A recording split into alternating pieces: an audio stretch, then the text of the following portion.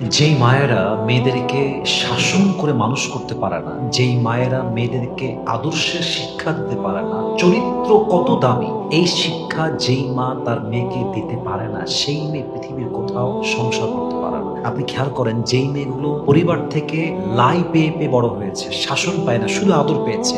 আদর্শ কাকে বলে, চরিত্রের মূল্যবোধ কাকে বলে, সতীত্বের মূল্যবোধ কাকে বলে, এটা তার মা তাকে শিক্ষা দেয় নাই। জেনে বুঝে মা তাকে অন্যায় কাজে সাপোর্ট দিয়েছে, অবৈধ কাজে সাপোর্ট দিয়েছে। বিশ্বাস রাখেন, লিখে রাখেন, যেই মা তার মেয়েকে শাসন করে নাই, আদর্শের শিক্ষা দেয় নাই, যেই মেয়ে এই আদর্শ না পেয়ে বিয়ে করেছে, ও যেখানেই বিয়ে করো ওর বিয়ে টিকবে না, ওর সংসার কখনো টিকবে না। কারণ যেই মেয়ের মাঝে চরিত্রের ঠিক নাই, সততার ঠিক নেই, কথা 10টা বলে 9টা বলে মিথ্যা, প্রচন্ড রাগী, তার কাছে ইজ্জতের কোনো দাম নাই, চরিত্রের কোনো দাম নাই, বিশ্বাস রাখেন এই মেয়েটা যেখানেই যাবে তার তালাক হয়ে যাবে। এজন্য আমি প্রত্যেকটা মাকে বিনয়ের সঙ্গে আবদার রাখবো যে আপনি আপনার মেয়েকে চরিত্রের মূল্যবোধ শেখান, সতীত্বের মূল্যবোধ শেখান, আপনার মেয়েকে ইজ্জতের মূল্যবোধ শেখান, আপনার মেয়েকে আদর্শের মূল্যবোধ শেখান। আপনার মেয়েকে শুধু আদর দিয়ে না, লাই দিয়ে না, শাসন দিয়ে বড় করেন। আপনার মেয়ের পারিবারিক জীবনে, সাংসারিক জীবনে বরকত দান করবে একজন, বলেন সবাই, তিনি কে?